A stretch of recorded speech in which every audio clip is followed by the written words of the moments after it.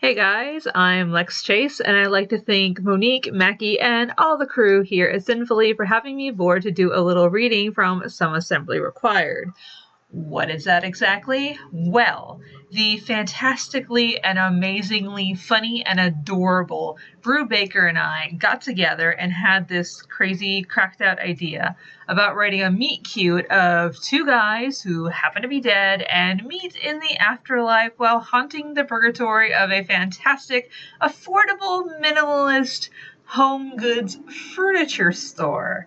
For all eternity, that happens to be purgatory, and it may or may not be the story you're thinking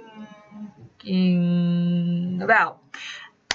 Anyway, so join me now as we meet Patrick, who is a seasoned old guide of a place called Casa.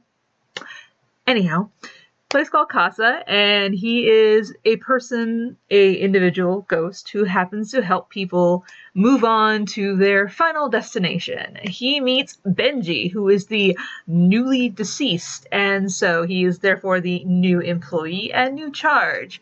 So Patrick gives Benji a little on-the-job training as they find out just how does it work to help someone move on to their final destination.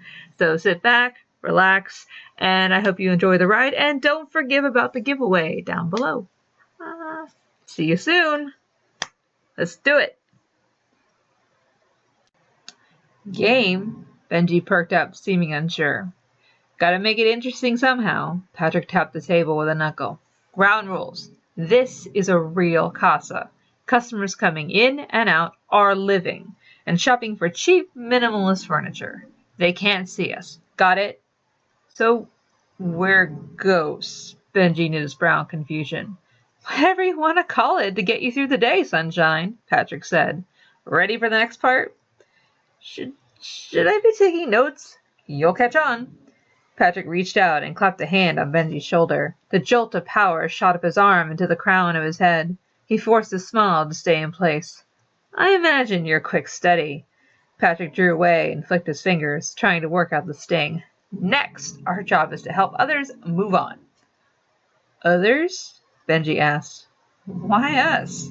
Patrick shrugged. Just lucky, I suppose. Casa chose us, Mr. Frodo. We're on Frodo now. Benji's slow grin triggered Patrick's own. Don't get used to it, Cupcake. How do we help them move on? Patrick smirked. You'll learn. Other ghosts are here with us? Like Karen? Yep.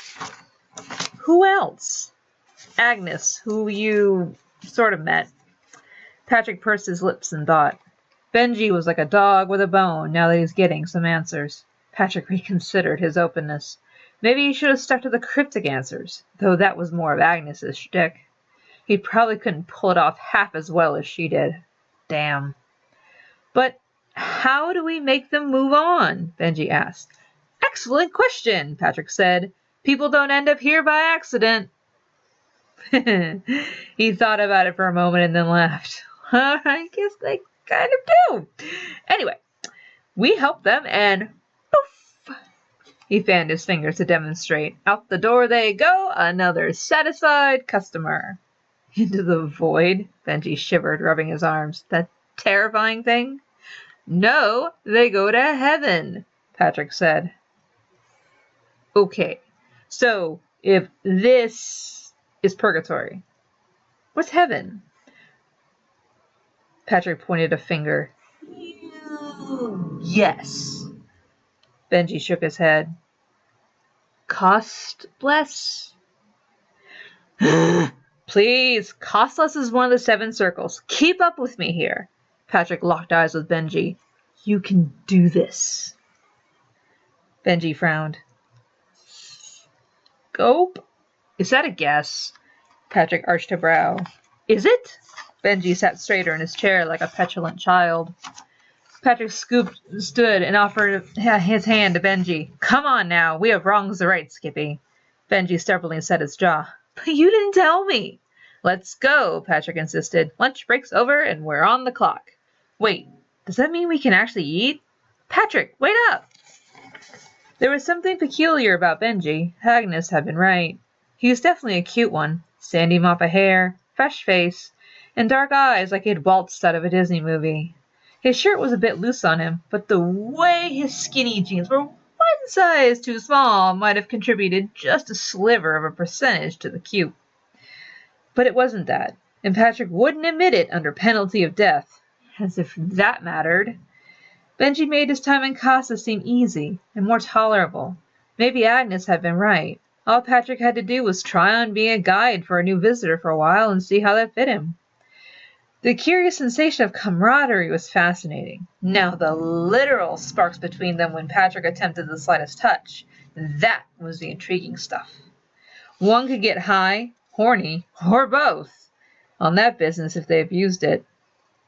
But when Patrick acknowledged it, the self-disappointment kicked in. He'd have to wait for Benji's energy to taper off before Patrick decided to give it up and go for it.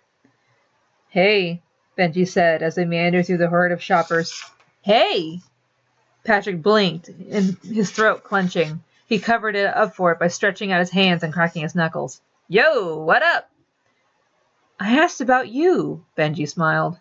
"Yeah?" The shoppers sidestepped around them, permitting them to pass like fish through water. "How did you get here?" Benji asked. "Same as you," Patrick said as he scanned the crowd. The howler monkey of a spirit was nearby. As soon as he got him out of the damn store, he could think without his head pounding. Even Tommy refused to go to the entertainment showroom. Poor, weird, friendless kid. "Which is something we already covered that I don't remember. So why don't you tell me and answer 2 questions in one?" Benji prodded.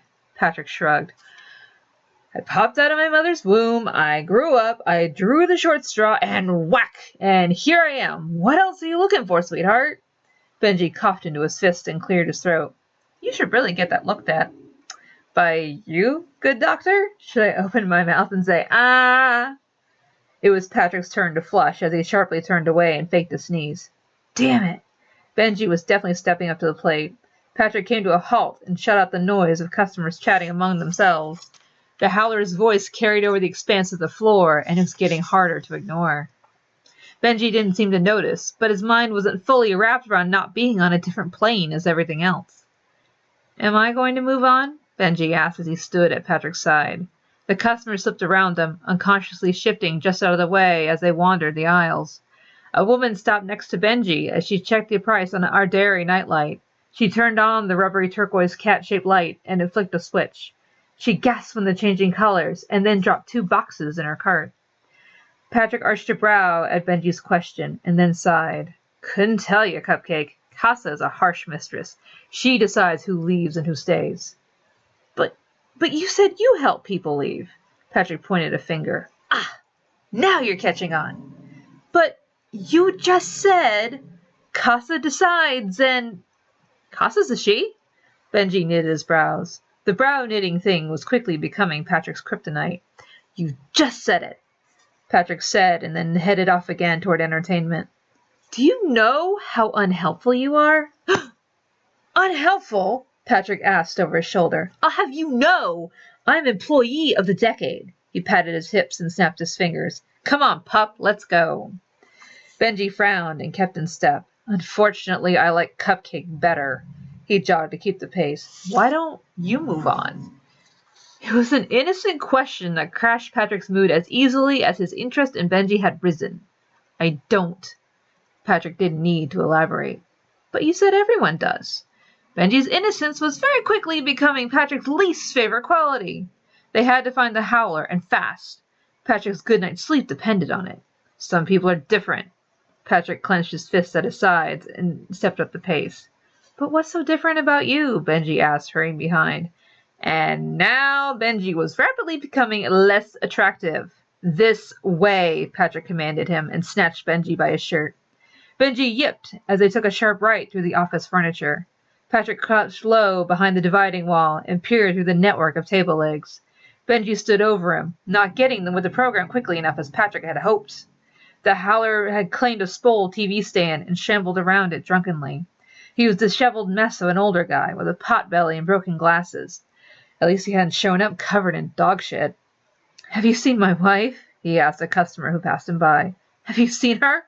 Gray hair? Flowery dress? Her name's Mary. Have you seen Mary?" Another customer pushed along with her cart. Her beeper sounded that she was needed in Bambini Mondo. Mary! Mary! He screamed and burst into tears. Benji's lip trembled as he stood out in plain view. He's so sad. Get down! Patrick yanked him down by the waistband of his jeans. Benji flopped like a marionette on the floor next to him. Welcome to your crash course in showing someone the exit, Patrick whispered out the corner of his mouth. Did you have to nearly rip off my pants? Benji said as he awkwardly readjusted. Patrick didn't pay him any mind. You need a smaller size. I'll get Karen on it. He pointed toward the sobbing old man. Now this is how it's going to go. You're my trainee. It's your job to observe on this one. Got it? I'm not a kindergartner. I teach them, you know, Benji whispered. Well, this isn't painting pinecones time. Patrick snapped his fingers. Stick with me. Benji nodded. Finally, no witty comebacks. At last he was regaining his attractiveness. Maybe halfway yanking off his jeans had something to do with it. The situation necessitated the chance to cop a feel. That was Patrick's story, and he was going to stick to it. For the time being. Okay, short and sweet of it, Patrick whispered. It's like they said in Ghostbusters. We're made of spiritual energy, but the more we act with the living world, the more we deplete it. Also, helping other spirits all along requires quite a bit of energy, so we ration it so we don't dissipate right away. Benji thumbed his chin. And if we dissipate? It's off to the ball pit. Patrick turned back to the howler. Okay, ready? He popped up out of hiding and pasted on his best smile. Wait, what? Benji squeaked. Patrick towed him with a Nike, trying to urge him into following his lead. The howler turned, eyeing Patrick with hunger and panic in his eyes. Patrick relaxed his stance and drooped his shoulders, betraying a non-threatening posture. May I help you find something, sir? Patrick asked sweetly. Benji peeked out from behind the divider, and Patrick nodded to him. The howler thankfully stopped howling. I'm looking for Mary, he said, confused. Mary, Patrick repeated, feigning committing the name to memory. I'm sure I can help you find her. Now, tell me where you saw her last. The howler looked down at the spool, ran his fingers over the surface of the walnut particle board. We're building a TV stand, and we were missing a screw. I came back to see if I could get an extra, I think.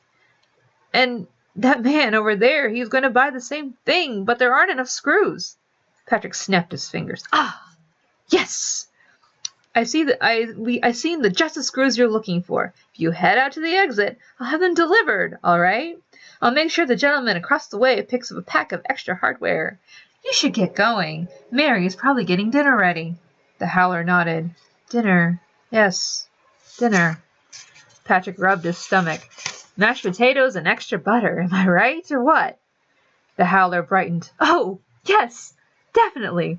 Mary makes the best pot roast, just like my grandmother.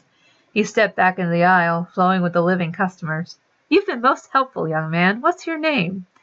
Patrick offered a bright grin and tapped the 2 fingers to his forehead in salute. Patrick, sir. Have a good dinner. Bring me the recipe sometime.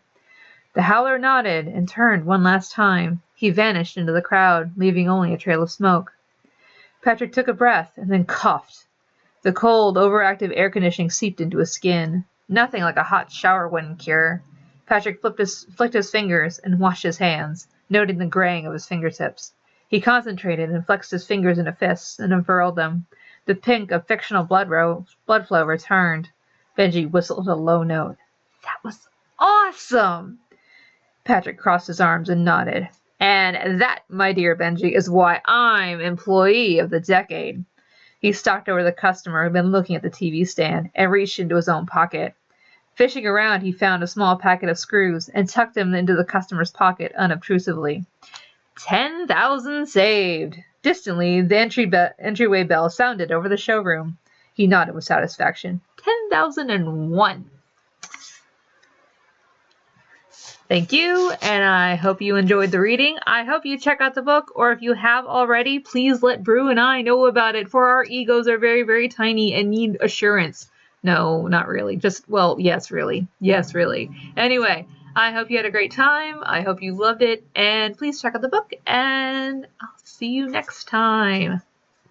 Bye!